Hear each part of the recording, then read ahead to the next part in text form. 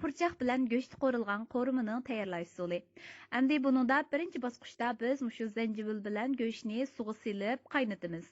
Endi go'shtning oz ko'pligini o'zingiz belgilasangiz bo'ladi. Undan keyin bu pishgan vaqtda biz buni elib qo'yib turamiz. Onundan keyin qozonga mayni qo'yib, zanjibilni, samsaqni, onundan keyin ushaq to'g'ralgan piyozni azroq silib, andan keyin mushu kebab uchun bag'u shundan azroq silib bularni qo'raymiz. Oxirida mushu qizil lozniki qiyomidan uch qo'shib qo'yamiz. Endi mushu to'g'ralgan ushaq loznini silib bularni yaxshi qo'raymiz. Oxirida mushu suvda pishirib tayyorlangan go'shtimizni buni ichiga silib, onundan keyin qo'rishga boshlasak bo'ladi. Andan keyin Jamyodan 2 qo'shiq atrofida qo'yamiz. Andan keyin shu suvdan 2 saploq atrofida qo'yib, andan buni yepib 25 minut atrofida dumlab qaynatamiz. 25 minut qaynab bo'lgandan keyin mushalarga keldi, andan biz mushu purchaqlarimizni solamiz.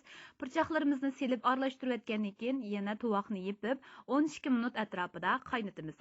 Qaranglar, shunda holatda bo'ladi. Oxirsida biz mushu jijing bag'u, jijingdan 1,5 qo'shiq atrofida qo'ysanglar bo'ladi. Oxirida bu tayyor bo'ladi. Andan keyin iste'mol qilsak bo'ldi. Bugungi darsimiz tamom.